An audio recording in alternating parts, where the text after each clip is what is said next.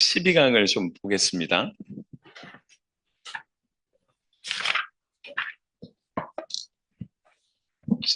주님의 재림에 관해서 여러분 아까 제가 말씀드렸지만 저희는 어떻게 믿냐면 이걸 언약으로 받아들이는 거예요. 언약. 굉장히 무겁습니다. 주님의 재림은 현상이 아니라 저희는 언약으로 받아들여요. 언젠가 되겠지 막연한 것으로 생각지 않고 언약으로 받아들이기 때문에 반드시 이루어진다를 넘어서서 내 개인에게 주신 언약으로 생각하니까 당연히 우리의 방향이고 목적이고 유일한 길이 이제 되는 것입니다. 주님의 재림에 대해서 많은 얘기가 있지만 한 네 가지 정도로 특징으로 말씀드릴 수가 있겠습니다. 첫 번째는 주님의 재림은 모든 사람이 볼 수 있도록 옵니다.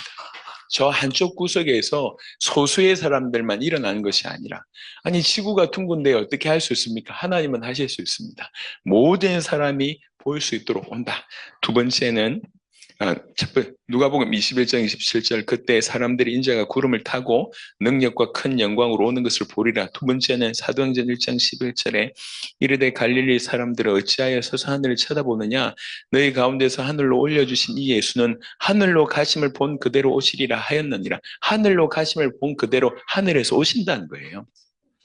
세 번째는 그런데 세 번째 특징은 그러나 그날과 그때는 아무도 모르나니 하늘의 천사들도 아들도 모르고 오직 아버지만 아시느니라. 42절에 그러므로 깨어있으라 어느 날에 너희 주가 임할는지 너희가 알지 못함이니라. 44절에 이러므로 너희도 준비하고 있으라 생각하지 않은 때에 인자가 오리라. 아멘. 그날과 그때는 아무도 모른다고 했습니다. 여러분 지금 이단들이 가장 많이 이용하는 것이 주님의 재림에 관한 얘기예요. 주님의 재림에 관한 얘기를 워낙 이단들이 많이 하다 보니까 오히려 그냥 보통의 이렇게 건전한 신앙을 가지고 있는 분들이 이것에 대해서 반감을 가지고 있어요. 주님의 재림이 사실은 가장 좋은 얘기인데 너무 이단들이 얘기를 하다 보니까 오히려 주님의 재림에 대해서 생각하지 않는 겁니다. 그것이 사단이 원하는 작전입니다. 여러분 신천지라는 말 나쁜 말입니까? 신천지라는 말 나쁜 말 아니에요. 성경에서 새하늘과 새 땅은 가장 좋은 말이에요. 근데 나쁜 놈들이 이용하는 거야. 나쁜 놈들이 이용하다 보니까 그것을 우리가 생각을 안 하는 거예요. 새하늘과 새 땅은 성경적인 용어고 가장 좋은 용어입니다. 근데 나쁜 놈들이 이걸 이용하는 거야. 그러니까 나쁜 놈들이 이용하다 보니까 이놈이 나쁜 놈인데 이놈들이 이 얘기를 하다 보니까 우리가 아예 이 생각을 막아버리는 거예요. 그게 사단이 원하는 것입니다. 여러분 주님의 재림은 불건전한 사람들이 많이 이용하기도 하고 또 이상하게 해석하기도 하지만 주님의 재림은 언약입니다. 반드시 주님은 다시 오십니다. 그런데 날과 때는 모른다고 얘기했어요. 여러분 누가 어떤 뛰어난 사람들이라도 날과 때를 얘기하면 무조건 이단입니다. 나쁜 놈들입니다. 무조건 이단입니다. 세대주의자들은 어떤 절기를 해석하면서 날과 때를 얘기합니다. 무조건 틀렸습니다. 어떤 뛰어난 예언가가 성경의 어떤 구절 가지고 하나님이 자기의 선지자들에게 모든 걸 알리신다. 그 구절 따가지고 어떤 특별한 선지자들에게 알리신다는 식으로 해석합니다. 천만의 말씀. 예수님이 직접 얘기하시기를 아들도 모른다고 얘기했어요. 이거는 진짜 모른다는 의미보다는 하나님의 주권, 아버지의 주권에 대한 얘기죠. 이 구절 가지고 어떤 사람들은 뭐라고 해석하냐. 봐라, 예수님도 모르는 게 있지 않냐. 하나님이 아니다. 이렇게 해석을 하는 거예요. 나쁜 놈들이에요. 무식한 놈들이에요. 이 말은 그 말이 아니라 아버지의 주권을 인정하는 겁니다. 막 아들이 뗐을 때 엄마가 나 몰라 아빠밖에 몰라라고 얘기할 때 진짜 몰라서 하는 얘기가 아니잖아요. 그래서 이 구절을 통해서도 볼 수 있는 것처럼 날과 때는 천사도 모르고 아들도 모른다고 얘기했습니다. 그런데 선지자가 나는 예언받았다. 틀린 얘기예요. 그러니까 날과 때는 무조건 날과 때를 언급한다. 무조건 이단입니다. 기억하시기 바랍니다. 그래서 암만 신령한 자, 암만 대단한 자, 암만 능력 있는 자가 날과 때를 얘기해도 여러분 떠나시길 바랍니다. 그러니까 언제 임할 줄 모르잖아요. 그러니까 뭐라고 얘기하냐면 너희가 언제 임할 줄 모르니까 너희 주가 언제 임할 줄 모르니까 알지 못하니까 그래서 우리에게 얘기하신 말씀이 깨어있으라 그랬어요. 깨어있으라는 말이 무슨 말입니까? 올 걸 준비하라는 거예요. 그게 깨어있는다는 얘기입니다.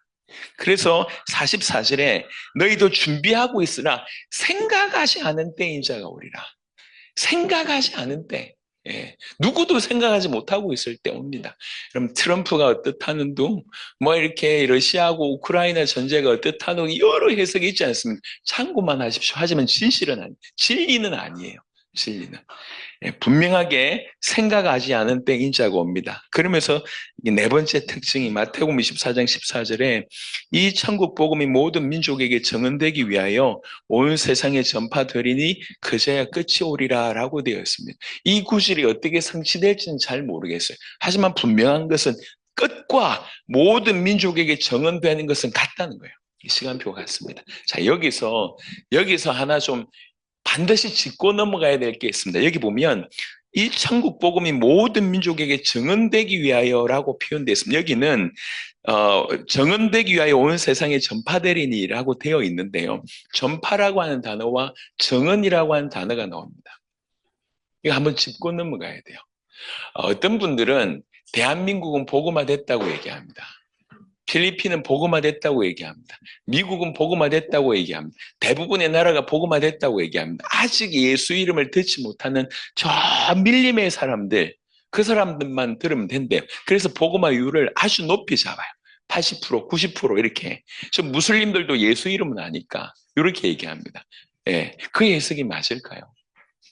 성경은 뭐라고 얘기했냐면 이 천국 복음이 모든 민족에게 증언되기 위하여 요게 목적이라고 되어 있습니다. 요게. 무슨 말이냐면 정인의 입술을 통해서 정확한 복음이 증거되는 거. 그래서 예를 들면 우리나라 사람들 중에 예수 이름 모르는 사람이 없을 겁니다. 하지만 정인을 통해서 예수가 누군지 정확하게 증언되는 퍼센테이지는 어느 정도 될 거라고 생각하십니까? 우리 교회 내에, 우리 교회들 내에 교회당에 다니는 사람들 중에도 정확하게 정인을 통해서 예수가 그리스도라고 하는 것을 증언받은 사람은 얼마나 된다고 생각하십니까? 이런 기준으로 딱 들이내면 우리 한국은 복음화된 게 아니라 채 5%, 10% 복음화가 안 됐다고 볼 수가 있습니다. 자, 그러면 만약 이것이 사실이라면 무슨 일이 벌어지냐면 마지막 때 일어날 일들이 많이 일어나고 있잖아요. 일어날 일이 많이 일어나고 있잖아요. 근데 언제 끝이 옵니까? 이 천국 복음 모든 민족이 정언돼야 되지 않습니까? 그러면 이 정언되는 다른 말로 세계 복음화의 속도는 엄청나게 가속도가 붙을 것이다. 이렇게 결론 내릴 수가 있습니다. 그래서 중요한 것은 어느 때인지 모릅니다. 하지만 분명히 세계 복음화 되면 주님 오십니다. 근데 세계복음화가 보니까 마지막 때 일어날 현상과 비교해서 볼 때 오실 때가 얼마 남지 않았다는 거죠. 그러면 마지막 때는 이 천국 복음의 정언되는 속도가 굉장히 가속도가 붙을 것이다. 이렇게 볼 수 있다고 말씀드릴 수가 있겠습니다. 자, 주의 재림의 네 가지 특징을 말씀드렸고요. 주님의 재림은 언약입니다. 재림이 언약인데 이 언약을 조금 더 구체적으로 설명드리면 마태복음 10장 23절에 이 동네에서 너희를 박해하거든 저 동네로 피하라. 내가 진실로 너에게 이르노니 이스라엘의 모든 동네를 다 다니지 못하여서 인자가 오리라. 주님의 재림이 언약인데 이 언약을 조금 들여다보니 언젠가 오시겠다 그 얘기가 아니에요. 뭐라고 얘기하고 있냐면 이스라엘의 동네가 크지 않아요. 강원도 한 2배 된다고 얘기합니다. 별로 안 큽니다. 그런데 그 이스라엘의 동네를 다 다니지 못해서 인자가 옵니다. 이렇게 얘기했습니다. 예, 그렇게 멀지 않았다는 얘기죠. 또 뭐라고 얘기합니까? 마태복음 16장 28절에 진실로 너에게 이르노니 여기 서 있는 사람 중에 죽기 전에 인자가 그 왕권을 가지고 오는 것을 볼 자들도 있느니라. 이 예수님의 제자들이 이렇게 들었어요. 예수님이 얘기할 때 내가 왕권을 가지고 심판주로 다시 올 때 니네들 중에 살아있는 사람들이 있을 거다 이렇게 얘기한 거예요. 마태복음 24장 34절에 내가 진실로 너희에게 말하노니 이 세대가 지나가기 전에 이 일이 다 일어나리라 이렇게 말씀을 드렸다는 거죠. 예수님의 제자들의 관점으로 이 말을 한번 해석을 해보면 이렇습니다. 제가 자주 예를 들은 게 이제 베드로의 예인데 베드로가 어느 날 예수님을 만났어요. 그걸 한 3년쯤 쫓아다녔다. 근데 갑자기 이분이 십자가를 지시네. 그러더니 사흘 만에 부활하셔요. 그러더니 40일 동안 잘 계시다가 또 승천하시네. 그러더니 한 열흘 만에 주의 성령께서 임하셨습니다. 이 모든 사건이 4년이 안 걸렸습니다. 그 놀라운 사건이 4년 안에 벌어졌다. 그 배경 하에 얘기하는 겁니다. 인자가 왕권을 가지고 올 때에 너희들 중에 살아있는 자들도 있을 것이다. 이렇게 얘기하는 거예요. 그 배경하에 이 말을 들은 거예요. 자, 사도들 입장에서 먼 미래에 주님 오신다고 믿었겠습니까? 예, 그렇게 믿었던 사람들은 거의 없었을 거라고 생각합니다. 근데 마가복음 9장 1절에 보니까 사실 제가 이번에 캐나다 갔을 때에 캐나다의 뛰어난 목사님과 그 목사님 교회에 있는 장로님들이 한 질문이에요. 마가복음 9장 1절 가지고 이런 질문을 했는데 한번 보시면 또 그들에게 이르시되 내가 진실로 너에게 이르노니 여기 서 있는 사람 중에 죽기 전에 하나님 나라가 권능으로 임하는 것을 볼 자들도 있느니라 하시니라. 요 얘기. 저희는 이걸 재림으로 보는데 이걸 뭐라고 해석하냐면 재림으로 보면 무슨 일이 벌어집니까? 이 말씀이 성취가 안 된 거잖아요. 예수님이 하신 말씀이 성취가 안 된 거잖아요. 그러면 안 되잖아요. 그래서 이 말씀, 이 본문을 가지고 뭐라고 해석하냐면 이 본문 외에 바로 일어나는 것이 변화산 사건입니다. 변화산 사건. 그리고 조금 있다 일어난 것이 사도행전 2장의 성령의 강림 사건입니다. 그래서 그분들은 뭐라고 얘기했냐면 이 말씀이 성취되어야 되니까 하나님 나라가 권능으로 임하는 것을 뭐라고 해석하냐면 변화산 사건 내지는 성령의 강림 사건으로 해석합니다. 그러면 뭐가 되냐면 이 구절이 성취가 되는 일이 벌어져요. 그래서 이걸 그렇게 해석하는 거예요. 자기들은 이렇게 배웠는데 당신은 주님의 제 이름으로 해석하니까 이게 주님의 제 이름으로 해석하면 이 말이 성취가 안 되지 않냐라고 얘기를 하길래 제가 그분들에게 이렇게 말씀을 드렸습니다. 끝으로 볼 때는 그렇게 보일지 모르겠지만 하나님 나라가 권능으로 임한다라고 하는 것과 마태복음 16장 28절에 인자가 그 왕권을 가지고 오는 것을 본다라고 얘기할 때 이게 심판주로 오는 것이다. 심판주로 오는 것이다. 또 두 번째. 이 말을 받았던 사람이 사도들이라고 얘기하면 만약에 마태복음 16장 28절과 마가복음 9장 1절이 지금 좀 어려운 얘기입니다만은 들을 수 있는 사람 듣기를 바라는 마음으로 그냥 하는 얘기입니다. 만약에 이것이 변화산 사건이라고 해석하면 그 다음에 더 이상 기다릴 필요가 없잖아요. 이미 성취가 됐는데. 안 그렇습니까? 하나님 나라가 권능으로 임하고 인자가 그 왕권을 가지고 임할 것에 대해서 별 기다릴 필요가 없어요. 이것이 만약에 변화산 사건이고 성령 강림의 사건이라면. 그런데 베드로를 보시면 이 사건, 변화산 사건, 성령 강림 사건 한참 후에 베드로 전후서를 쓰면서 뭐라고 얘기하냐면 하나님 나라를 간절히 사모하고 바라보라고 얘기했습니다. 이미 성취된 사건이라고 얘기하면 그럴 얘기가 없어. 이미 성취됐는데. 근데 오히려 이 말씀을 직접 받은 사람, 우리가 해석하는 것이 아니라 그 직접 받은 사람은 한참 후에도 여전히 이 말씀 따라 그걸 기다리고 있었다는 거예요. 그래서 그럼 이 말씀은 성취가 안 된 것입니까? 라고 얘기할 때 제가 그렇게 말씀을 드렸습니다. 저는 마가복음 9장 1절과 마태복음 16장 28절을 재림으로 생각한다. 그 의미 중에 하나는 베드로의 모습에서 찾을 수 있고 또 하나는 이 말씀은 사도들뿐만 아니라 우리에게 경종을 울리는 말씀이라고 생각한다. 우리도 그들처럼 우리 살아있을 때 주님 오실 것이라고 믿고 그렇게 살기를 우리 주님이 원하시기 때문에 말씀을 허락하신 것이 아닌가라고 얘기한다라고 제가 말씀을 드렸습니다. 여러분, 사도들이 이 말씀을 듣고 자기 살아있을 때 주님 오실 것처럼 아니면 자기 살아있을 때 주님 오실 수 있도록 그렇게 열심히 준비하다가 살았어요. 그런데 목숨 끊어지는 순간까지 예수님이 안 오시네. 자, 그러면 그런 삶을 살다가 목숨 끊어질 때까지 주님이 안 오셨으면 그 삶이 헛된 삶일까요? 죽는 순간까지 주님 오실 것을 준비했던 그 삶이 헛된 삶입니까? 이렇게 살았는데 주님 안 오셨네? 헛살았네? 아니잖아요. 오히려 그 삶이 가장 귀한 삶일 거 아니에요. 그 삶이 가장 올바른 삶일 거 아니에요.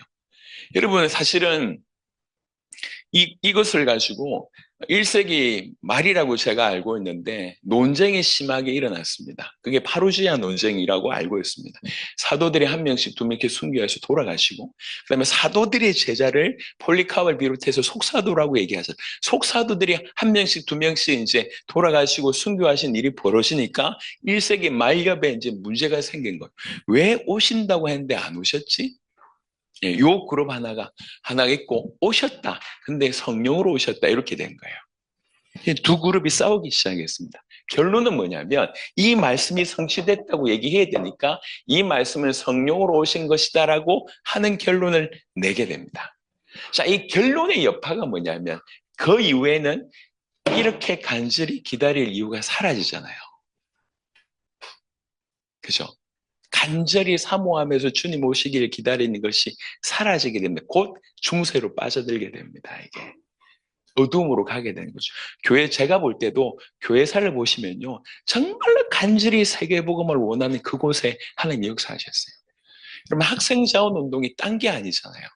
학생 자원 운동의 구호가 우리 세대 우리 손으로 세계복음 말을, 그게 구호였어요. 선교사를 한 번도 보내본 적이 없는 미국 땅에 대학생들이 무디를 통해서 이 말을 받은 거예요. 하나님의 음성으로 들은 거예요. 그래서 우리 세대 우리 손으로 세계복음을 요거 부르시셨는데 몇십 년 안 되는 시간 동안에 엄청난 선교사들이 일어났습니다.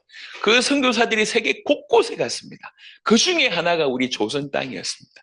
어떤 분은 연구하기를 우리 조선 땅에 왔던 선교사님들 중에 50%는 직간접적으로 학생 자원 운동의 영향을 받았다고 얘기합니다. 그 믿음으로 온 거예요. 그 믿음. 근데 그 믿음을 하나님 귀하게 쓰셨습니다. 우리 세대 우리 손으로 세계복음을.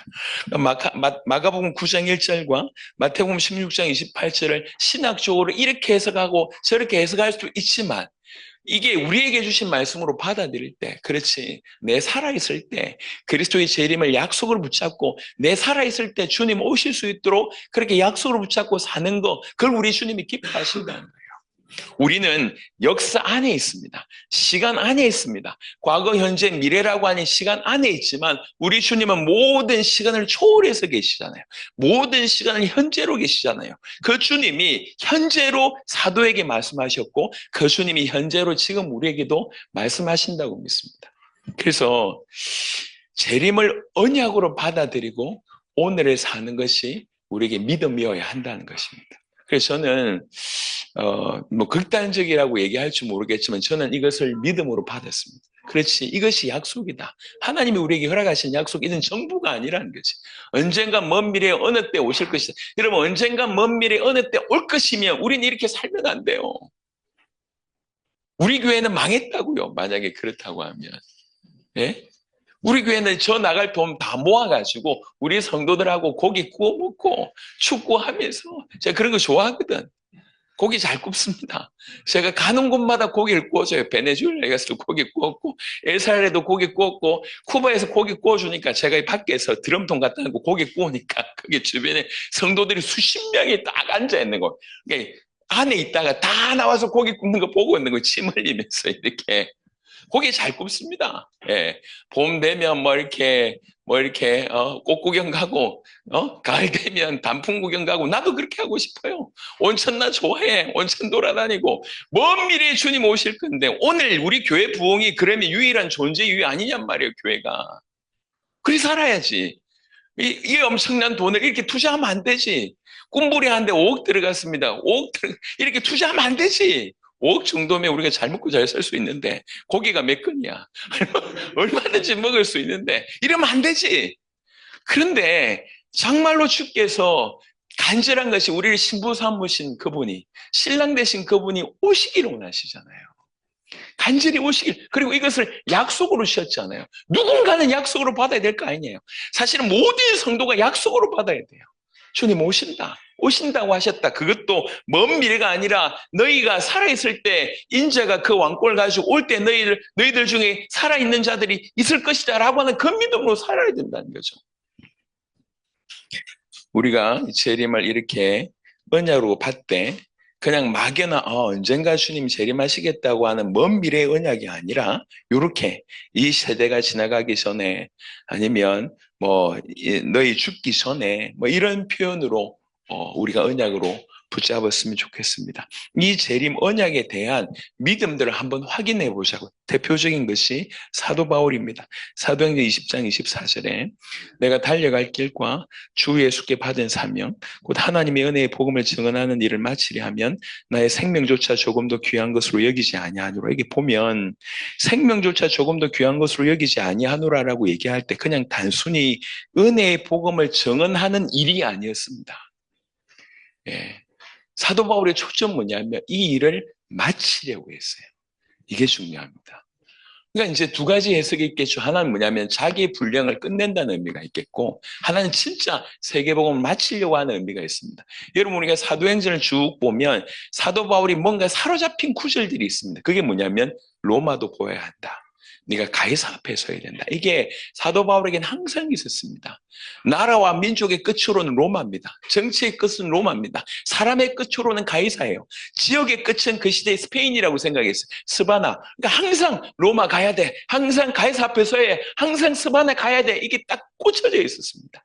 이게 사도 바울의 생각이었어요.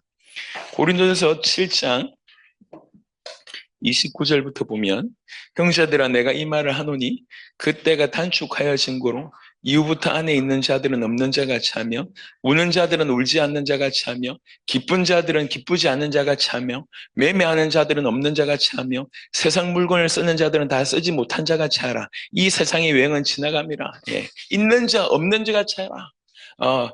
우는 자 울지 않는 자 같이 해라. 기쁜 자들 기쁘지 않는 자들 같이 해라. 왜 그러냐? 그때가 단축하여졌기 때문에 그래요. 그때는 무슨 때입니까? 주님 오실 때를 얘기합니다. 아니 그때가 단축하여졌다는 얘기를 사도 바울이 감히 어떻게 합니까? 사도 바울은 주님이 다시 오신다는 약속과 어떻게 하면 다시 오시는지를 알았어요. 마태복음 24장 14절 이해했어요. 사도 바울이 많은 지역에 복음을 전한 거예요. 세계복음화 되면 주님 오시는데 이 양반이 많은 지역에 사역을 한 거죠. 그러다 보니까 감히 할 수 있는 얘기가 그때가 단축하여졌다고 얘기를 하는 겁니다. 목표가 분명했어요, 사도 바울. 야고보 5장 7절 8절 보면 그러므로 형제들아 주께서 강림하시기까지 길이 참으라. 보라 농부가 땅에서 나는 귀한 열매를 바라고 길이 참아 이른 비와 늦은 비를 기다리나니 너희도 길이 참고 마음을 굳건하게 하라. 주의 강림이 가까우니라. 예수님의 제자 야고보가 아니라 예수님의 형제 야고보입니다. 예수님의 제자 야고보는 빨리 순교했잖아요. 예수님의 형제 야고보. 원래 예수님이 살아계실 때는 믿지 않았습니다. 하지만 예수님 부활하신 이후에 이제 야고보에게 나타났어요. 나중에 야고보는 교회의 기둥 같은 인물이 됩니다. 그 야고보가 열심히 사역하는 중에 점점 교회가 핍박을 받기 시작을 해요. 예. 핍박을 받기 시작하면서 교회가 수많은 사람들이 잡혀가기도 하고 순교를 당한 일이 벌어지고 가지고 있는 소유를 빼앗기고 자녀들은 교육을 시키지도 못하고 자기들은 이렇게 물건을 팔 수 있는 장사할 수도 없는 그런 일들이 계속 벌어지는 거예요. 그러니까 너무 기가 막혀서 성도들이 충분히 흔들릴 만할 때에 사도 야고보가 얘기합니다. 뭐라고 얘기하냐면 야 주께서 강림하시기까지 참아라. 농부가 땅에서 나는 귀한 열매를 바라고 길이 참아 이른 비와 늦은 비를 기다리지 않냐. 니네 농사 지어봤지. 참아라. 너희도 길이 참고 마음을 굳건하게 하라. 흔들리지 마라. 왜 그러냐? 주의 강림이 가까우니라. 주의 강림 이 사건은 그 시대의 모든 신자들의 삶을 지탱해주는 말씀이었어요. 주님의 강림은 어떤 여러 가지 아는 것 중에 하나가 아니라 그 모든 삶을 뒷받침해주는 그 진리였다고. 주님 다시 오신다. 그러니 참아라. 주님 다시 오신다. 그러니 마음을 굳건하게 해라. 주님 다시 오신다. 조금 있으면 열매 맺을 것이다. 참아라. 이게 야고보의 메시지였습니다. 주님의 재림은 그냥 이론 중에 하나일 수 없습니다.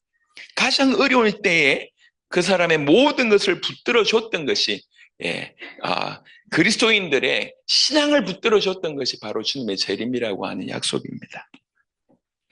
베드로후서 3장 3절부터 13절 저는 지금 뭘 말씀드리고 있냐면 이 재림의 언약을 정말로 믿었던 사도들의 모습을 보여드리는 겁니다. 베드로후서 3장에 먼저 이것을 알지니 말세에 조롱하는 자들이 와서 자기 정욕을 따라 행하며 조롱하며 이르되 주께서 강림하신다는 약속이 어디 있느냐. 말세에 가장 조롱을 뭘 조롱합니까?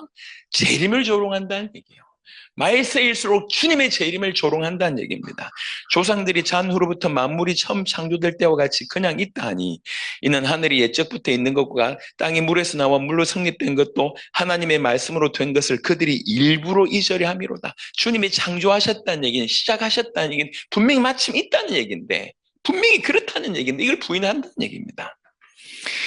이로 말미암아 그때 세상은 물이 넘침으로 멸망하였을 때 이제 하늘과 땅은 그 동일한 말씀으로 불사르기 위하여 보호하신 바 되어 경건하지 아니한 사람들의 심판과 멸망의 날까지 보존하여 두신 것이니라. 사랑하는 자들아, 주께는 하루가 천년 같고 천년이 하루 같다니 한 가지를 잊지 말라. 주의 약속은 어떤 이들이 더디다고 생각하는 것이 더딘 것이 아니라, 왜 이리 주의 약속이 성취가 안 되지, 더딘 것이 아니라 오직 주께서 너희를 대하여 오래 참으사 아무도 멸망하지 아니하고 다 회개하기에 이르기를 원하시느니라. 그 원함이 있기 때문에 참고 계시다는 거죠. 그러나 주의 날이 도둑같이 오리니 그날에는 하늘이 큰 소리로 떠나가고 물질이 뜨거운 불에 풀어지고 땅과 그 중에 있는 모든 일이 다 드러나리로다. 이 모든 것이 이렇게 풀어지리니 너희가 어떠한 사람이 되어야 마땅하냐? 거룩한 행실과 경건함으로 하나님의 날이 임하기를 바라보고 간절히 사모하라. 하나님의 날이 임하기를 바라보고 간절히 사모하라. 그날에 하늘이 불에 타서 풀어지고 물질이 뜨거운 불에 녹아지려니와 우리는, 그렇게 간절히 사모하는 우리는 그의 약속대로 의가 있는 곳인 새하늘과 새 땅을 바라보도다. 그래서 사모하라고 얘기를 하는 겁니다. 이게 사도 베드로의 신앙이었습니다. 이 재림의 약속을 실제로 믿었던, 재림의 언약을 실제로 자기 것으로 소유했던 자들의 모습입니다. 이런 자들이 그냥 태평스럽게 언젠가 주님 오시겠지라고 살았을 것 같냐 말이에요. 그렇게 살 수가 없어요. 재림을 실제로 약속을 붙들고 그렇게 믿은 자들은 오늘 하루하루를 주님의 재림을 이루는 삶으로 살았다는 것입니다. 계시록 22장 12절에 보라, 내가 속히 오리니 내가 줄 상이 내게 있어 각 사람에게 그가 행한 대로 갚아주리라. 틀림없이 이렇게 하실 것입니다. 어째도 우리가 구원받은 자는 천국에 간다고 얘기하지만 분명히 행한 대로 갚으신다고 말씀하셨습니다. 여러분, 우리가 육신의 몸을 가지고 살면서 영원한 상급을 위해서 살아갈 수 있다는 것이 축복입니다. 그만큼 축복이 없어요. 우리가 물질을 드리고 시간을 드리고 우리 열정을 들여서 영원한 것을 살 수 있다. 영원한 상급을 살 수 있다. 여러분, 약간 뭐 말도 안 되는 얘기지만 그 비트코인 처음 나왔을 때, 그거 몇십 개로 피자를 아마 샀었대요. 저는 가끔씩 꿈꿉니다. 내가 그때 거기서 피자를 팔았어야 됐는데 이런 생각이 드는 거예요. 지금 하나가 1억이 넘죠. 그 몇십 개로 샀었다니까. 어떤 분이 이런 뉴스가 떴더라고요. 80개인가 800개인가 들어있는 하드를 버린 거예요. 비트코인 들어있는 하드. 그거를 버렸는데 거기에 버린 거예요. 10년째 쓰레기 뒤지고 있대요. 10년째. 비트코인이 80개인가 800개니까요. 돈으로 하는 사람은 어마어마하잖아요. 여러분, 보일 수 없는 그게 그런 가치가 있잖아요. 좀 일찍 알았더라면 이런 생각이 드는 거죠. 예, 빨리 좀 알아가지고 저 가치를 알아가지고 그때 내가 한 1000개쯤 샀으면 이런 생각, 피자는 10판 줄 수 있으니까 10판 주면서 샀었으면 이런 생각이 하는 거죠. 여러분, 이 땅에 있으면서 영원한 것의 가치를 알고 투자할 수 있다. 이만큼 지혜로운 건 없습니다. 세상 사람들이 볼 때는 어리석어 보이죠. 예. 우리 장모님 안 계신데 여기 우리 장모님의 소원이 있대요. 예. 너는 언제 집 좀 사냐 이렇게 소원이 있어요. 최근에 저희 교회 성도들이 꽤 나갔어요. 어머니가 주일날 교회 출석을 안 하시다가 여기 이사 오셨잖아요. 그래가지고 이제 주일 예배를 들어보니까 성도가 많이 없네. 어머니가 너무 마음이 아팠던 것 같아요. 그래서 그날 술을 왕창 드시고 이 교회 망하는 거 아니냐면서 그러면서 술 드시고 오는 길에 버스에서 전도를 했대요. 좋은 교회 있다면서. 우리 교회 망할 것 같다고 할머니가. 마음에 지금 식사 다 하시지 않습니까? 왜 하십니까? 망할 것 같아서. 그 농담이고, 마음에 보니까 교회가 갑자기 이때 성도들이 쭉 빠져나갔으니까 본인이 불안한 거예요. 과연 이 교회가 이제 제대로 셀 수 있을까? 얘기했잖아요. 회전율이 좋은데 지금 나갔다가 이제 들어오는 상황인데 이분이 볼 때 나와에 나간 거예요. 어머니가 너무 마음이 아파가지고요. 이게 버스에서 전도했던 얘기 듣고 제가 깜짝 놀랐어요. 그리고 지금 부탁하면 너무 잘 들어주세요. 어머니, 이번에 뭐 이렇게 밥 이렇게 하니까 너무 잘 들어주세요. 지금 기쁨으로 하고 있습니다. 어쩌다가 이 얘기를 하지? 뭐 얘기하다가 이렇게 같이? 행한 대로. 여러분 보세요. 우리가 이 땅을 살면서도 행한 대로 이렇게 갚음을 받잖아요. 근데 이 땅에 살면서 영원한 것을 위해서 행할 수 있다. 엄청난 얘기예요. 엄청난 얘기. 저희 사실 교회가 좀 어렵지만 이 세상 사람들이 볼 때는 어리석게 살고 있잖아요. 자기 교회 전혀 유익이 안 되고 부흥되는 시대에 전혀 유익이 안 되고 제가 이렇게 사례를 그렇게 뭐 올바로 이렇게 오랫동안 이런 뭐 잘 받지 못한 이런 일들도 있었거든요. 그러니까 겉으로 볼 때는 그냥 좀 전 세계 수십 개국 뭐 나가고 어디 하고 하면서 자기 앞가람 못 생겨. 우리 장모님 소원대로 너 집 언제 생기냐고. 나 집이 없어도 상관없는데 좀 너무 혜택 누리면서 마음껏 돕고 있는데 이분이 보기에 너무 불안한 거예요. 아니 지금 그러니까 관점이 완전히 다른 거죠. 근데 이 땅을 살아가면서 영원한 것을 위해서 투자할 수 있다? 여러분 어떻게 생각하세요? 이거 비교할 수 없는 은혜입니다. 저는 모르겠지만, 이렇게 해외에서 복음이 막 흘러 들어가잖아요. 앞 천국 가보면, 얼마나 많은 사람들이 저희가 전한 복음을 받은지 천국 가보면 알겠죠. 조금 제가 좀 상급이 있을 것 같아요. 조금 좀 지분이 있을 것 같아요. 예, 계속. 그러니까 뭘 위해서 사냔 말이에요. 정말 하나님 나라를 믿냐는 거죠. 그 영원한 시간 동안에 쌓을 수 있는 상급을 이 땅에 사는 동안 평가는 딱 하나입니다. 이 땅에 사는 동안 어떻게 살았냐가 영원한 상급을 좌우지한다고요. 이 땅에 살면서 겨우 이 땅이 전부인 줄 알고 이 땅 위에서 사느냐, 이 땅에 살면서 영원한 것의 존재를 실제로 믿고 말씀에 의지해서 그걸 위해서 오늘을 살아가느냐, 이건 다른 얘기입니다. 제가 일찍 파악을 했어요. 그래서 저희는 가능하면 자비량을 섬깁니다. 어쨌든 섬기려고 합니다. 어쨌든 도우려고 합니다. 예. 저희가 지금 사경회를 하면서 100% 저희가 자비량을 섬겼습니다. 근데 할 때마다 차고 넘쳐요. 예, 뭐 헌금하라고 얘기하지도 않고 뭔가 요구하셔 하는데 다 해보면 전부 다 차고 넘쳐. 그런 경험들을 계속 합니다. 계속 흘려보내요. 하나님 허락하시면 계속 흘려보내요. 계속 흘려보내는데 하나님이 채우세요. 여러분, 각 사람에게 행한 대로 갚아주리라 우리 주님이 친히 말씀하셨습니다. 네, 그렇게 살게 되길 바랍니다. 주님 오실 것을 정말로 기대하고 영원한 상급을 위해서 오늘 그걸 위해서 살아가게 되길 바랍니다.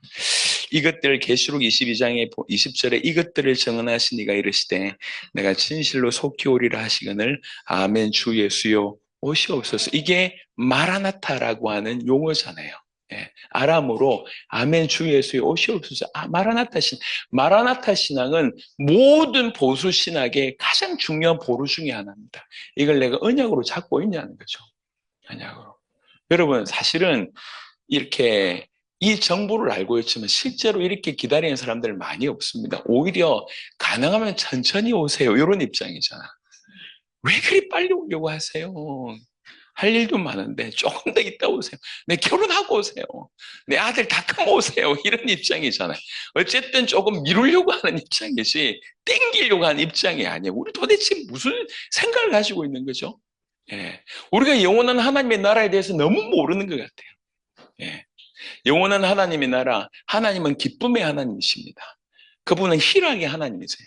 영원한 하나님의 나라는 우리가 상상할 수 없을 정도로 기쁨과 즐거움과 희락으로 가득 차일 것입니다. 지금 우리는 이게 전부인 줄 알지 않습니까? 그것과 비교해보면 비교할 수가 없어요. 근데 이게 전부인 양 이걸 위해서 살고 있다는 거죠. 여러분, 저는 지금 여러분들에게 재림을 언약으로 붙잡은 자들의 믿음, 사도들의 그 믿음에 관해서 얘기했습니다. 그들은 이렇게 믿었습니다. 그래서 조금 더 보시면 이 재림 언약을 믿는 자는 어떻게 삶을 사느냐라고 얘기할 때 마태복음 25장 1절부터 13절로 설명드릴 수가 있겠습니다. 등을 준비할 뿐만 아니라 기름 준비한 자로 산다는 거예요. 그때 천국은 마치 등을 들고 신랑을 맞으러 나간 열 처녀와 같다 하리니 그중에 5은 미련하고 5은 슬기 있는 자라. 미련한 자들은 등을 가시되 기름을 가시지 아니하고 슬기 있는 자들은 그릇에 기름을 담아 등과 함께 가져갔더니 신랑이 더디옴으로 다 졸며 잘세. 밤중에 소리가 나되 보라 신랑이로다 맞으러 나오라 하매 이에 그 처녀들이 다 일어나 등을 준비할세.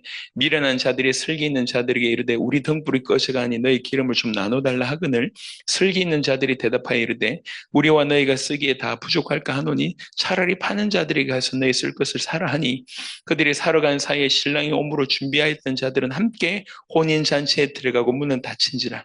그 후에 남은 처녀들이 와서 이르되 주여 주여 우리에게 열어주소서.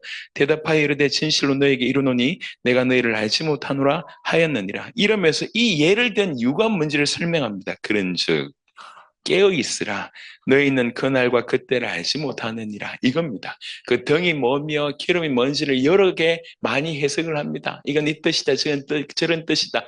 해석 잘 모르겠어요. 여튼 이 얘기를 하신 이유가 뭐냐면 그런즉 깨어 있으라. 이것 때문에 깨어 있으라. 그날과 그때 알지 못하지 않냐. 그러니 깨어 있으라. 준비하라는 거예요. 주님 오실 것을.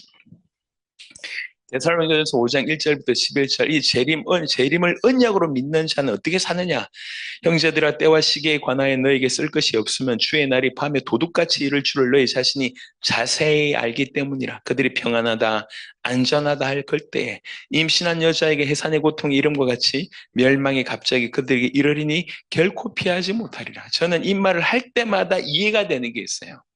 우리 첫째 딸을 밤 12시에 진통을 했어요. 진통이 갑자기 왔어요.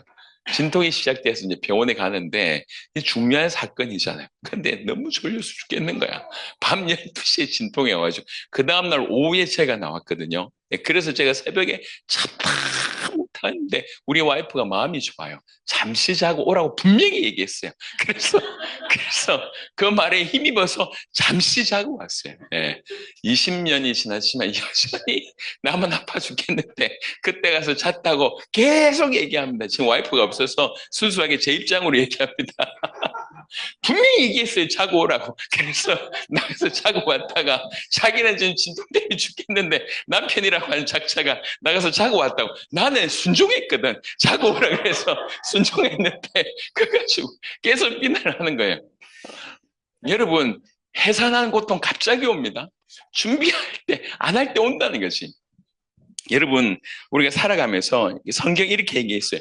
평안하다 안전하다 할 그때에 절대로 이런 일이 없겠지라고 할 그때에 형제들아 너희는 어둠에 있지 아니하며 그날이 도둑같이 너에게 임하지 못하리니 너희는 다 빛의 아들이요 낮의 아들이라. 하지만 너희는 그걸 알 수 있다. 너희가 늘 준비하고 있기 때문에.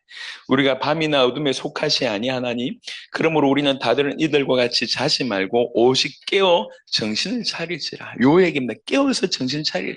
자는 자들은 밤에 자고 취하는 자들은 밤에 취하되 우리는 낮에 속하였으니 정신을 차리고 믿음과 사랑의 호심경을 붙이고 구원의 소망의 투구를 쓰자. 하나님이 우리를 세우시면 노하심에 이르게 하심이 아니요 오직 우리 주 예수 그리스도로 말미암아 구원을 받게 하심이라. 예수께서 우리를 위하여 죽으사 우리로 하여금 깨어있든지 자든지 자기와 함께 살게 하려 하셨느니라. 그러므로 피차 권면하고 서로 덕을 세우기를 너희가 하는 것 같이 하라. 깨어있으라. 그리고 정신 차리라. 정신 차릴 것에 대해서 이렇게 얘기했습니다.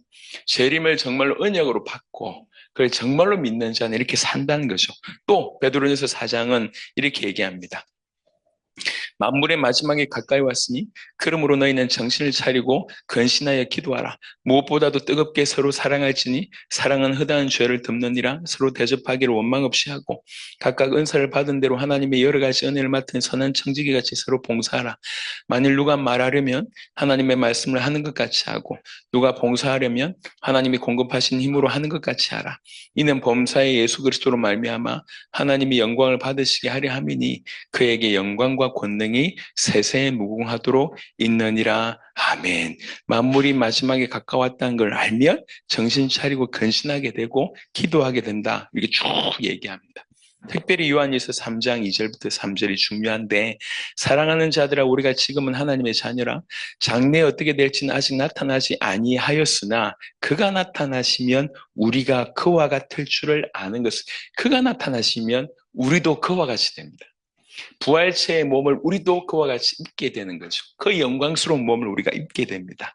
그의 참모습 그대로 볼 것이기 때문이니. 그러면서 3절에 주를 향하여 이 소망을 가진 자마다, 주님의 다시 오심에 대한 소망, 그때 우리가 그와 같을 것에 대한 소망, 영원한 하나님의 나라에서 왕노릇이 시작된다고 하는 그 소망을 가진 자마다 그의 깨끗하심과 같이 자기를 깨끗하게 하느니라. 그 소망이 있으면 그 소망대로 그것이 기준이니까 자기를 깨끗하게 하는 거예요. 여러분, 똑같이 운동을 해도 국가대표가 돼서 나라를 위해서 뛴다고 얘기할 때 우리나라에서 가장 축구를 잘하는 사람이 국가대표가 됐어요. 이미 가장 잘해요. 하지만 가장 잘하는 그 사람이 더 잘하기 위해서 치열하게 살아냅니다. 우리가 아는 바대로. 예. 이게 정말 그런 소망을 가진 자가 그것이 기준이 있기 때문에 오늘 그의 깨끗하심과 같이 자기를 깨끗하게 한다는 거예요. 예. 여러분, 이게 초대 교회 때부터 영지주의가 들어왔어요. 영지주의가 들어와서 이 영지주의는 두 가지 형태로 나옵니다. 육은 악하고 영은 선하다라고 하는 그 전제를 깔아서 이게 두 가지 형태로 나타나는데, 하나는 뭐냐면 어째도 육은 들어온 거 아니야. 우리 영이 구원받았기 때문에 그래서 뭘 해도 괜찮아라고 하는 방종으로 갔어요. 예. 또 하나는 영은 선하고 육은 악하기 때문에 육을 죽여야 되지. 그래서 극단의 금욕으로 가요. 극단의 금욕과 극단의 방탕이 똑같은 출발에서 오는 거예요. 끊임없이 사단이 우리를 속입니다. 예. 이 복음을 받아놓고, 야, 니 구원받았잖아. 이 정도는 허용돼. 이 정도는 눈 감아주셔. 이 정도는 그냥 깔끔하게 죄짓고 자백하면 돼. 라고 얘기하면서 계속 우리를 끌고 가려고 하는 시도가 우리 인생 내도록 있습니다. 분명한 기준이 없으면 우리는 무너진다는 거예요. 분명한 기준. 그것을 소망하면, 이 소망을 가지면, 예, 그의 깨끗함 것이, 기준이 그의 깨끗함 것이 자기를 깨끗하게 하느니라 라고 얘기합니다. 그래서 주님의 재림을 언약으로 붙들면 이렇게 살아간다고 삶으로 드러나 있습니다. 그래서 저희는 당대 세계복음화라고 표현을 했습니다. 저 학생 자원운동의 표현으로 얘기하자면 우리 세대 내의 세계복음화 이렇게 표현하거든요. 당대 세계복음, 우리 세대의 세계복음화는 그냥 우리의 표현이기는 하지만 성경에 있는 내용이잖아요. 재림의 언약을 믿고 순종한 것이고 결론이고 목적이고 방향입니다. 우리 세대의 우리 손으로 세계복음화를. 이게 저는 사도들의 삶이었다고 생각하고 지금까지 역사 안에서 교회사 안에서 이렇게 믿은 자들 하나님 그렇게 쓰셨다고 생각합니다. 신젠돌프 그 백작 중심으로 이제 이렇게 보면 제가 야 이런 사람이 있구나. 선교를 전혀 개신교에서 선교를 보낸 적이 거의 없는데 거기에 모인 모라비안 공동체의 사람들이 100년을 24시간 365일 기도하면서 거기에서 선교사들을 먼저 파송하잖아요. 그 공동체가 뭘 꿈꾸냐는 거죠. 그냥 밥 먹고 잘 살 수 있는데 우리끼리 행복하게 그냥 지낼 수 있는데 그걸 다 포기하고 선교사로 나가기도 하고 헌신하잖아요. 뭘 꿈꾸냐는 거죠. 이 시대도 마찬가지입니다. 얼마든지 세상에 정보들이 많고 그냥 그렇게 살아가는 사람들이 많아서 교회를 다니는 사람들도 그냥 그런 인생이 너무 많습니다. 가난한 성도들이 그냥 요즘에는 교회를 안 나온 걸 넘어서서 교회 다니는 사람들에 대해서 비난합니다. 목회자에 대해서 비난하고 교회 제도에 대해서 비난하고 이런 거예요. 그래서 가난한 성도가 올바른 성도라고까지 나아가고 있습니다. 기가 막히죠. 이런 일이 지금 벌어지고 있습니다. 기준이 다 무너지고 있어요. 우리는 다시 한번 기준을 명확하게 세워야 되겠습니다. 복음의 기준. 복음을 받는 우리, 이 복음을 믿는 믿음이라고 하는 것, 그리고 이 믿는 자가 어디를 향해서 걸어가야 될지를 명확하게 세워야 되겠습니다. 자, 이제 같이 한번 기도하는 시간들을 갖겠습니다. 12강에 주님의 재림에 관해서 당대 세계복음화에 관해서 말씀을 드렸습니다. 주님, 이 재림을 언약으로 받게 하시고 이 재림을 언약으로 받았던, 그래서 믿었던 사도들처럼 우리 또한 살게 하옵소서. 그래서 깨어 준비하는 인생 되게 하옵소서. 등을 준비할 뿐만 아니라 기름 준비하는 지혜 있는 자가 되게 하시고 정신 차리는 그런 자들이 되게 하여 주시고 정말 그것을 소망함으로 그의 깨끗하심과 같이 자기를 깨끗하게 하는 자가 될 수 있도록 하나님 역사하여 주옵소서. 12강의 말씀을 붙들고 한 5분 정도 간절히 기도하도록 하겠습니다. 하나님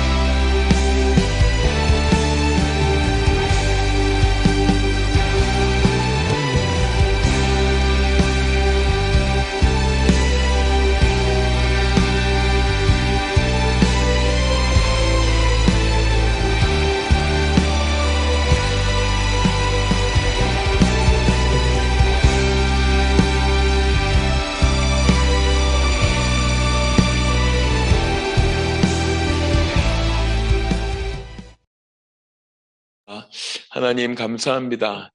이제 예수님이 하나님의 아들 그리스도라고 하는 복음을 저희가 들었고 그렇게 믿는 것이 성경의 기록의 목적임을 확인하였고 어찌하든지 주님 오실 길을 준비하는 자로서 성경의 전도를 살펴봤고 특별히 재림을 언약으로 붙잡아야 된다는 것을 확인하게 되었습니다. 이 재림의 언약을 붙들고 오늘 순종하는 삶이 당대의 세계복음으로 표현되는 것을 확인하였습니다. 하오니 주님 우리 모든 성도들이 내 살아있을 때 주님 오실 것처럼 그렇게 약속을 붙들고 살아간 우리 모두가 되게 하여 주옵시고 그래서 믿음의 걸음을 이 땅에 살면서 영원한 것을 위하여 그렇게 순종하는 우리 모두가 되게 하여 주옵소서. 그의 이 소망을 가진 자마다 그의 나타나실 때에 우리가 그와 같이 될 것을 믿기 때문에 그의 깨끗하심과 같이 또 자기를 깨끗하게 한다고 말씀하셨습니다. 우리의 삶이 이런 삶이 되도록 축복하여 주시옵소서. 감사를 드리고 살아계신 우리 주 예수 그리스도의 이름으로 기도드렸습니다. 아멘, 아멘. 감사합니다.